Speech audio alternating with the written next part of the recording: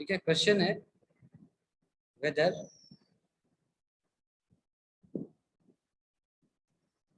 this relation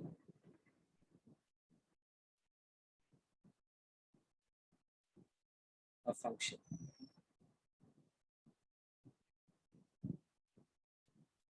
इसका solution क्या होगा? इसका सॉल्यूशन क्या होगा?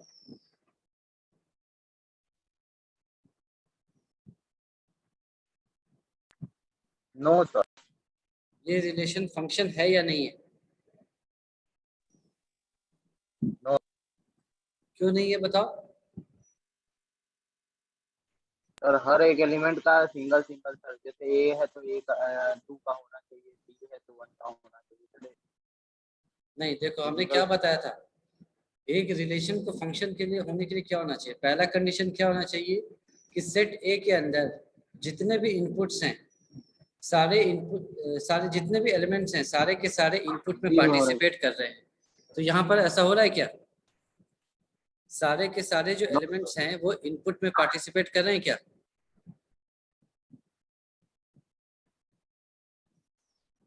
Hello, no. हेलो, आवाज नहीं आ रही है तुम लोगों की। हेलो। हाँ बोलो, क्या? देखो मैं क्या कह रहा हूँ कि फंक्शन होने के लिए दो कंडीशन है। पहला कंडीशन कि सेट ए के सारे जितने भी एलिमेंट्स हैं, सारे इनपुट का पार्ट होना चाहिए। तो यहाँ पर सेट ए के सारे एलिमेंट्स इनपुट का पार्ट हैं या नहीं है? नो सर, नहीं है। कौन कौन से नहीं है? 2 और 1 सेट ए और ये माइनस। होता है, सेट ए ये है पहला वाला, और सेट बी ये है। अब बताओ। सब सारे। है कि नहीं है? यस। ये तो पहली कंडीशन हुई। दूसरा कंडीशन क्या है कि सेट ए के जितने भी एलिमेंट्स हैं, हर एलिमेंट का एक ही आउटपुट होना चाहिए, है ना? तो इसका भी एक आउटपुट, एक ही आउटपुट है, इसका भी आउटपुट एक है, इसका भी एक ही आउटपुट आ रहा है, इसका भी एक ही आउटपुट आ रहा है। वो सारे आउटपुट जीरो है, उससे फर्क नहीं पड़ता, इनका आउटपुट एक ही होना चाहिए। ऐसा नहीं होना चाहिए कि एक आउटपुट जीरो भी है और एक आउटपुट टू भी है। अगर ऐसा है तो ये गलत है, ठीक है? इधर सारे सेम हो सकते हैं, है ना? पर यहाँ पर एक इनपुट का दो आउटपुट नहीं हो सकता। समझ में आ गई बात?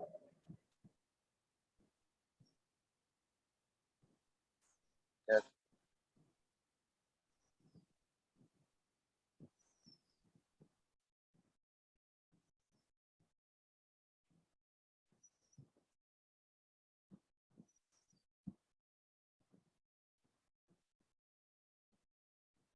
All the elements of set A are part of input. दूसरा, all the elements of set A have only single output.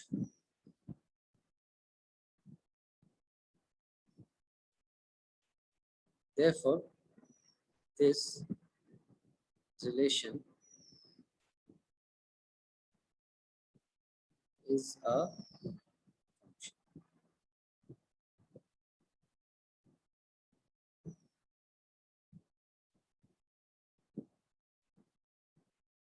question number 2.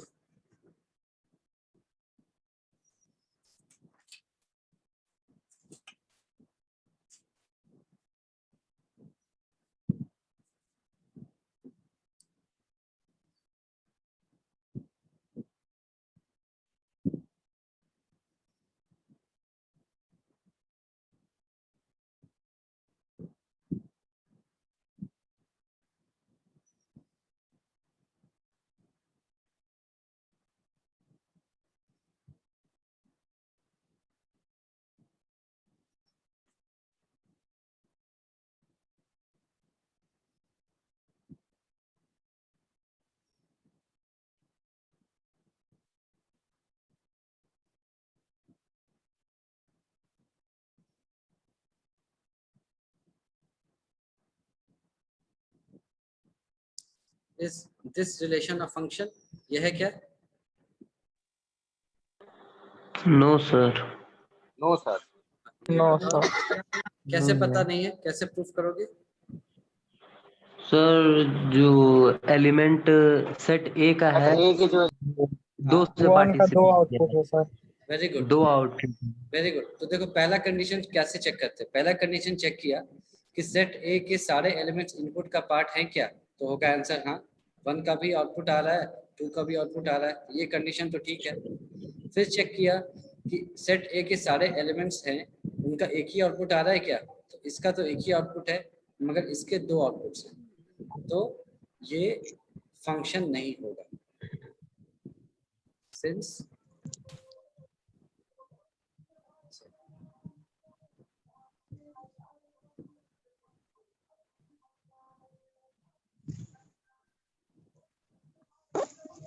since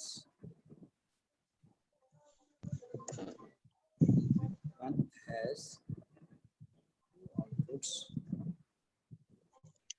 since element 1 has 2 outputs, therefore this relation Is not a function. is not a function. Not a function. चलो अब next question करते हैं।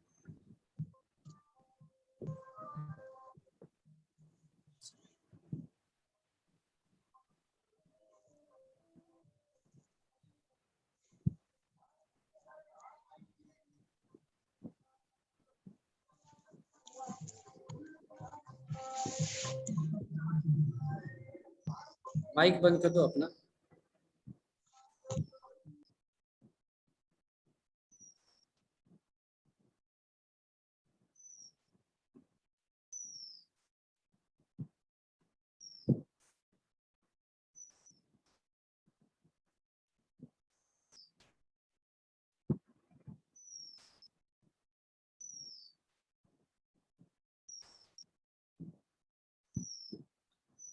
Is this relation a function?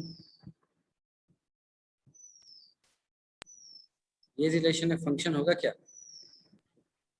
No sir. No sir. No sir. होगा या नहीं होगा? No नहीं sir. होगा। No sir. कैसे प्रूव नहीं होगा करोगे? सर। कैसे प्रूव करोगे? डी का आउटपुट नहीं है सर। जो एलिमेंट Yes. सेट ए का है वो सारे पार्टिसिपेट नहीं किए हैं। Very good, very good. Element D has no output, therefore this relation is not a function. ठीक है, अच्छा अब हम एक और क्वेश्चन करते हैं।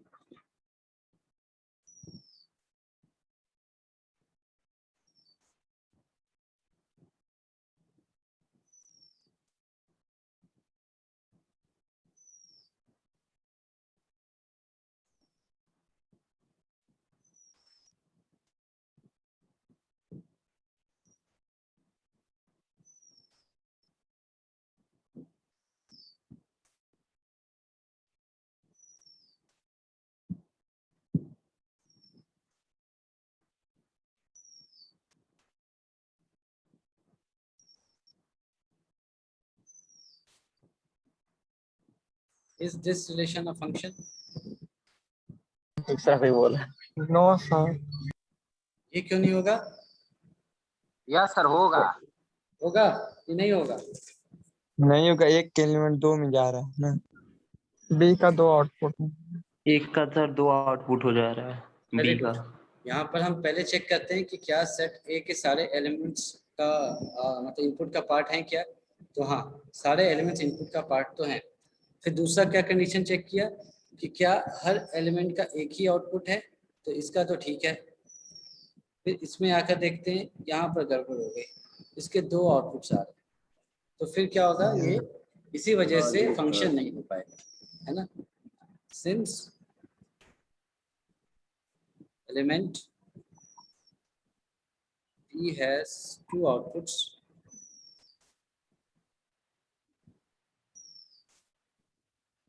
therefore it is not a function. तो ये आपको समझ में आ गया?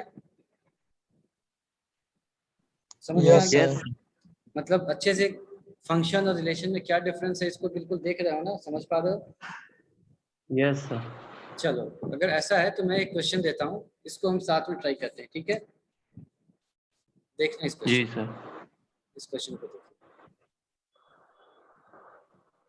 ठीक है? अभी तक मैं 11th का ही पढ़ा रहा हूँ, है ना? सेट्स आपको पता होगा, रिलेशन फंक्शन 11th में भी था और 12th में भी था, तो ये यस 11th का ही है। आज खत्म हो जाएगा, फिर हम 12th का स्टार्ट करेंगे, ठीक है? ठीक सर। तो ये देखो एक क्वेश्चन ऐसा है कि लेट, अच्छा रिलेशन को हम कैपिटल आर से रिप्रेजेंट करते हैं और फंक्शन को स्मॉल एफ से, ठीक है? ये याद रखना। डिफरेंशिएट करने के लिए रिलेशन को कैपिटल आर लिख दिया और फंक्शन को क्या लिख दिया, स्मॉल एफ लिख दिया, ठीक है? तो अब देखो हम फंक्शन को डिफाइन करते हैं, जैसे रिलेशन को डिफाइन करते थे ना, वैसा ही फंक्शन का भी डेफिनेशन होता है। तो let small f is equal to, ऐसे लिखिए 1,1 2,3 0, -1 और -1, -3, ऐसे लिखते हैं। बी अ फंक्शन,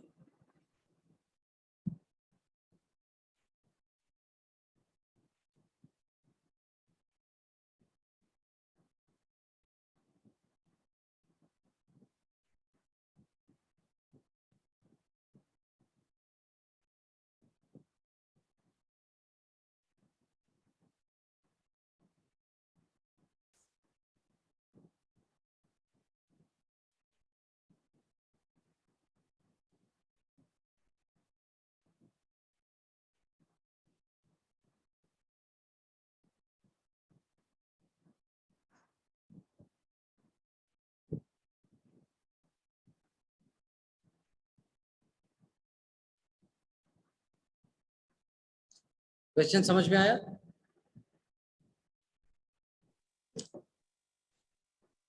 क्वेश्चन समझ में आया सभी को? सर थोड़ा देखो इसमें को देखो, ये समझाता हूँ मैं, ध्यान से सब सुनना है ना। ये क्या कह रहा है देखो, फंक्शन क्या है, दो दो यहाँ पर आपको एक पेयर बना दिया है, दो एलिमेंट्स है, तो ये क्या होगा, पहले सेट का एलिमेंट होगा और ये दूसरे सेट का एलिमेंट होगा। ये समझ में आ रहा है? Yes sir. ठीक है। उसी तरह से एक और पेयर लिया हमने, ये पहले सेट का होगा, ये कहाँ से आएगा, ये दूसरे सेट से आएगा, फिर ये पहले सेट का होगा, ये दूसरे सेट का होगा, ऐसे ही, ठीक है? ये एक फंक्शन है from z to z। z का मतलब क्या हो गया, इंटीजर। z का मतलब हो गया इंटीजर।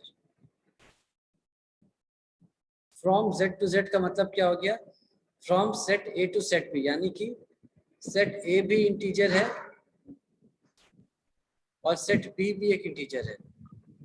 सेट a इंटीजर का मतलब क्या है कि सेट a के अंदर सारे इंटीजर्स हैं और सेट b के अंदर जो एलिमेंट्स हैं वो भी सारे इंटीजर्स हैं। Set b both contain integers, ठीक है? अच्छा अब डिफाइन कैसे किया, fx is equal to ax plus b for some integer a and b, find a and b। तो ax प्लस b का मतलब क्या हो गया यहाँ पर कि a जो है आपका वो कहाँ से आ रहा है, चलो वो हम इसको चलो सॉल्व करके देख लेते हैं। अभी ये समझ में आ गया ना कि function yes from z to z का मतलब होता है, फ्रॉम z टू z का मतलब क्या होता है कि ये जो भी होगा ये पहले सेट के बारे में बात कर रहा है या दूसरे सेट के बारे में बात किया जा रहा है, उसी को हम बोलते हैं a to b, from a to b, है ना? इसका मतलब यही होता है। तो z टू z का मतलब हो गया कि सेट a में सारे इंटीजर्स हैं और सेट b में भी सारे इंटीजर्स हैं और ऐसे वैल्यूज हैं, ऐसे मैपिंग की हुई है। ax प्लस b आपको इक्वेशन दे रखा है, आपको a और b निकालना है। तो सबसे पहले हमने डायग्राम बना दिया ऐसे,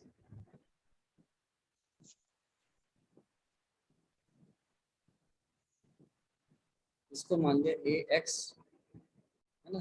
इसको हम क्या मानते थे, बी वाई मानते थे, लेकिन वाई को हम ऐसे भी लिख सकते हैं ना, एफ एक्स लिख सकते हैं।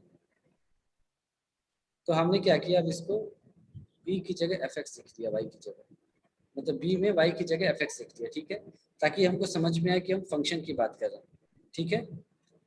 अब ए क्या है, जेड है, सारे इंटीजर्स है, तो मैंने इसको ऐसे लिख दिया Z x Z of F x, ऐसे लिख दिया। ए और बी तो दे नहीं रखा है, जेड दे रखा है, तो मैंने ए और बी की जगह जेड एक्स और जेड ऑफ एफ एक्स लिख दिया, ठीक है, यहाँ तक ठीक है ना। Yes sir. अच्छा, अब सेट ए में देख लो क्या क्या नंबर्स थे। पहले सेट में 1 था, 2 था, 0 है, -1 है, और भी नंबर्स दे रखे हुए। इंटीजर से हमारे को सिर्फ 4 ही दे रखे हैं, हमने 4 ही लिखे, और भी दे रखे हुए। उसी तरह से सेट बी में क्या है, 1 है, फिर और क्या था, 3 था, फिर -1 है, फिर क्या था, -3, और भी ये चलता जाएगा, ठीक है। और कंबाइन किसको किया था, पेयर किसका किया था, 1 का 1 के साथ, ठीक है। 2 का किसके साथ है, 2 की पेयरिंग किसके साथ है, देखो क्वेश्चन में, 3 के साथ है। ठीक है, 2 3 के साथ है, 0 -1 के साथ। गुड, और -1 -3। ठीक है। ये समझ में आ रहा है कि यहाँ से जो वैल्यू निकलेगी उसको मैं क्या बोलूंगा, x, और इस यहाँ से जो वैल्यू निकलेगी उसको क्या बोलूंगा, fx। ये तो समझ में आ गया होगा। Yes sir. चलो, अब क्वेश्चन में आपको दे रखा है fx is equal to a x plus b. यहाँ पे कितने वेरिएबल्स हैं, 2, a और b, तो हमें 2 इक्वेशन चाहिए, तो कोई भी 2 इक्वेशन लिख लो, यहाँ से ऊपर से ये वाला लिख लो। fx जब 1 है तो x कितना है, 1, लिख लो, when x is equal to 1 fx is equal to 1। तो यहाँ से क्या आ जाएगा, fx को 1 रख दिया, x की जगह 1 रखोगे तो क्या आ जाएगा, a प्लस बी, ये पहला इक्वेशन हो गया। दूसरा देख लो, जब x 0 है तो fx कितना आ रहा है, -1। तो यहाँ पर when x is equal to 0 fx is equal to -1, इसको लिख दो यहाँ पर, fx की जगह लिख दो -1, x 0 होगा तो 0 इंटू ए क्या हो जाएगा, 0, तो क्या आ जाएगा b, तो b आपका -1 आ गया। इसको इक्वेशन 1 में रख दो, तो क्या आ जाएगा, equal to 2। Is equal to a -1, this implies a is equal to 2। a की वैल्यू 2 आ गई, b की वैल्यू -1 आ गई। तो इसको कैसे सॉल्व किया, ये समझ में आ गया। इस क्वेश्चन को हमने कैसे हैंडल किया, ये समझ में आया।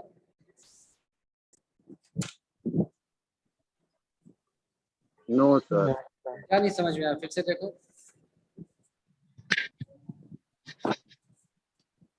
फिर से देखो क्या समझ में नहीं आया। ऊपर करिए।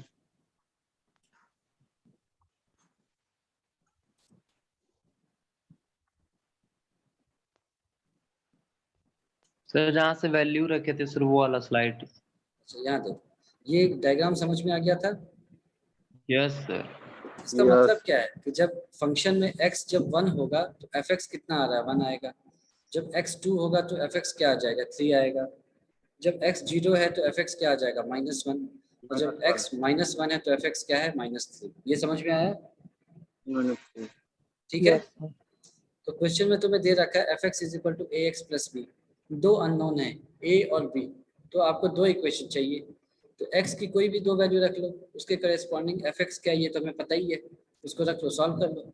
तो x हमने मान लो पहले 1 रखा, तो देखा x जब 1 है तो fx कितना है, वो देखा। तो x जब 1 है तो fx क्या है, 1 है ना, x जब 1 है तो fx क्या है, 1।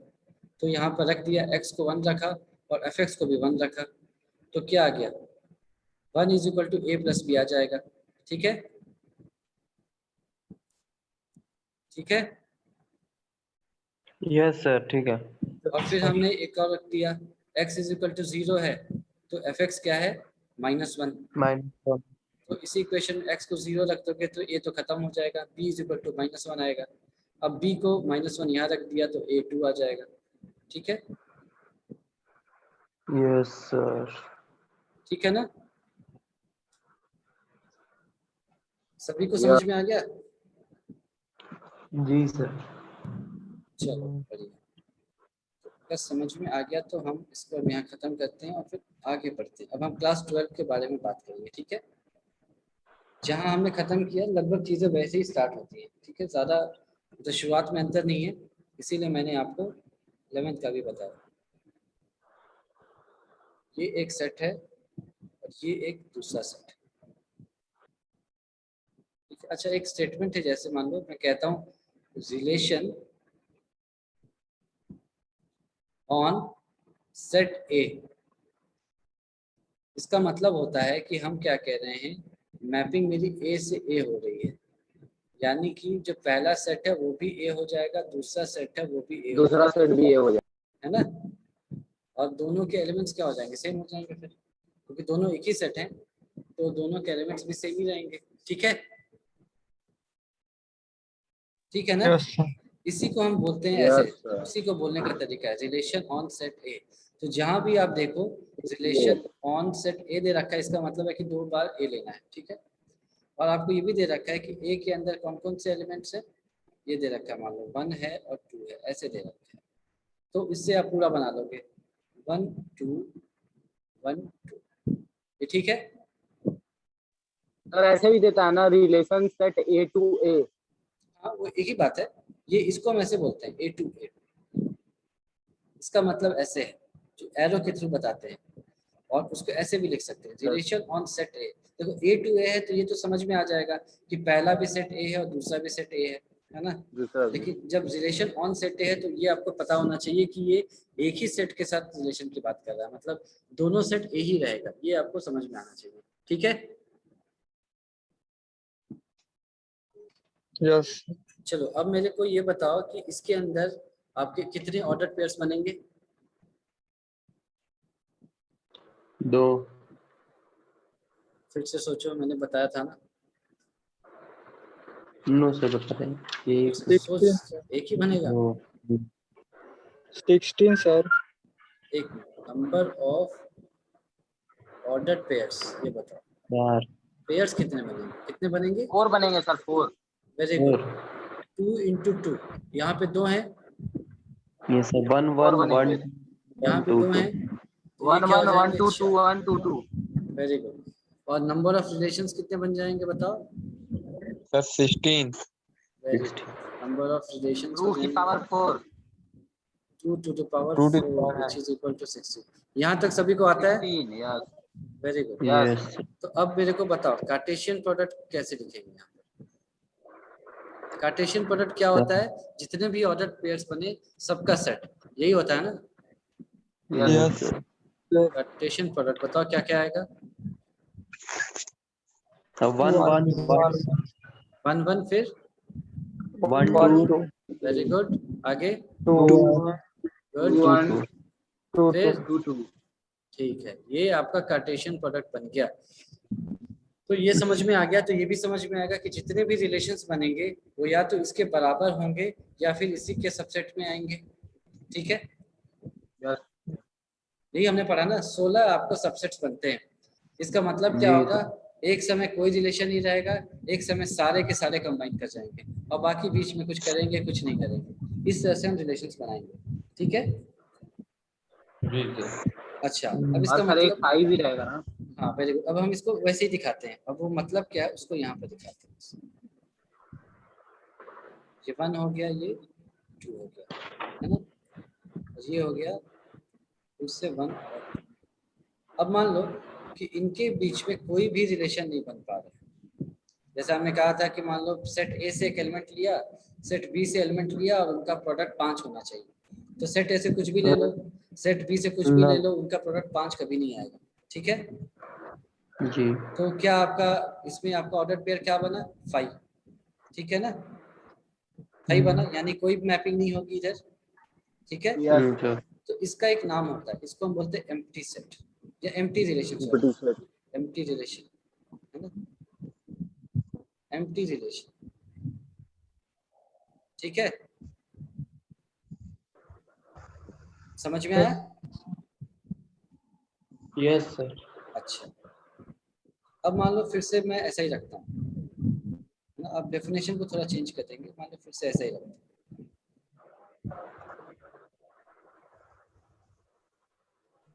ऐसे, ठीक है।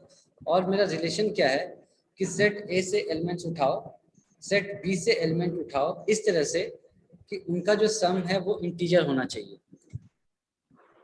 है ना। सेट ए से एलिमेंट लिया, सेट बी से एलिमेंट लिया और उनको सम किया तो इंटीजर आना चाहिए। तो यहाँ पर रिलेशन कैसे बनेगा?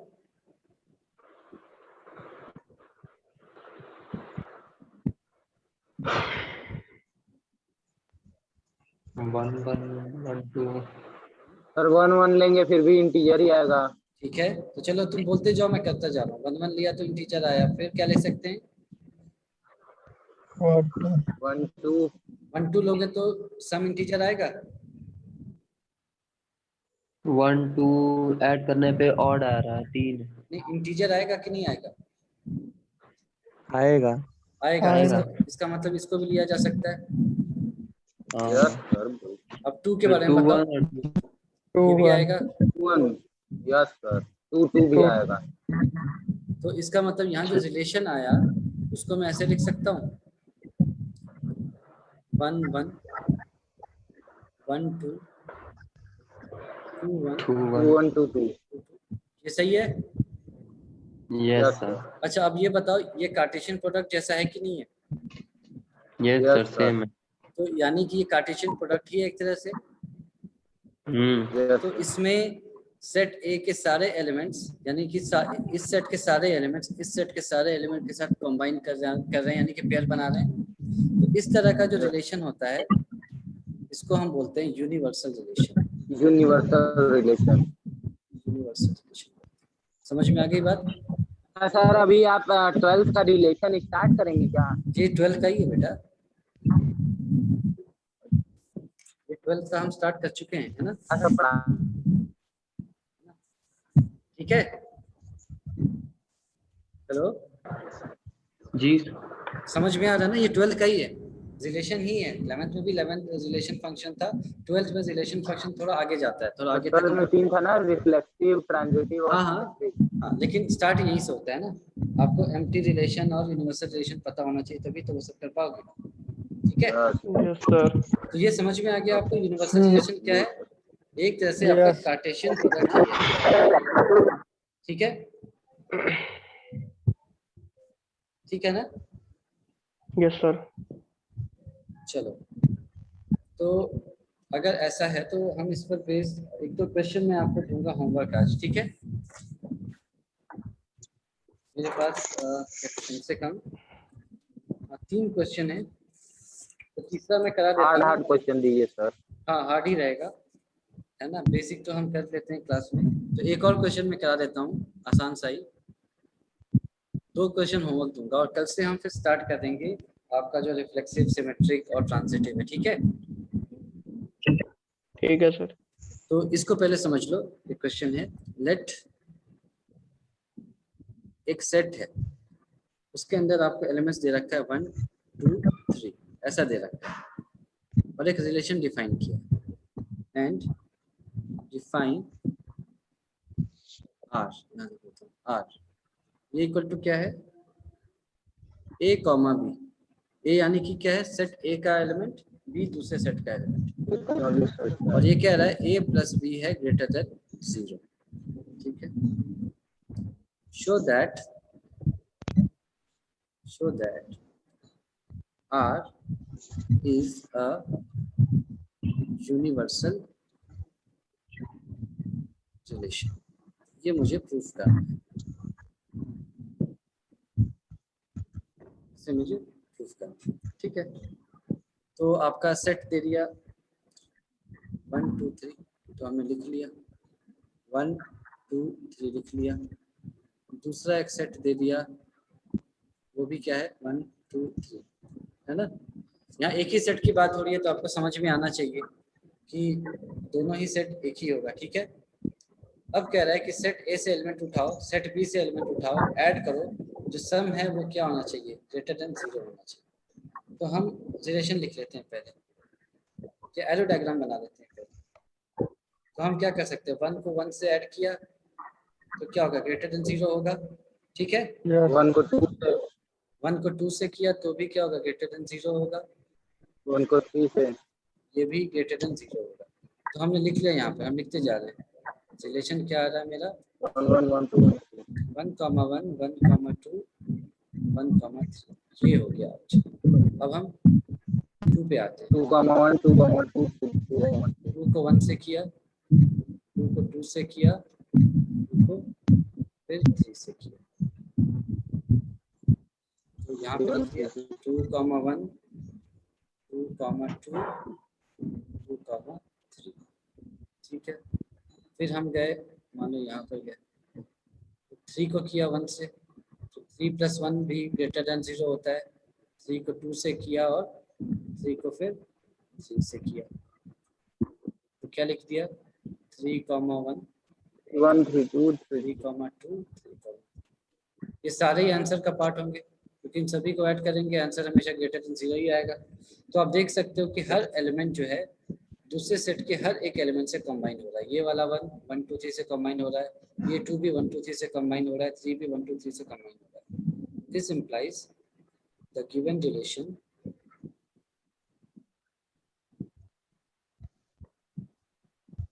इज यूनिवर्सल, ठीक है। और सर अगर यहाँ पे लेस देन पूछ देता तो इनपुट हो जाता, क्या क्या, अगर यहीं पे लेस देन पूछ देता तो इनपुट हो जाता। a + b <0, जिसका मतलब एम्प्टी सेट हो जाता है। Very good. अगर मान लो a + b क्वेश्चन में, रिलेशन में a + b ग्रेटर देन 0 की जगह पूछ देता कि सेट a से एलिमेंट लो, सेट b से एलिमेंट लो, ऐड करो और उनका सम लेस देन 0 होना चाहिए, तो ऐसा कोई भी एलिमेंट नहीं है, क्योंकि दोनों ही साइड पॉजिटिव हैं, तो हमारे को एक भी ऐसा ऑर्डर पेयर नहीं मिलेगा।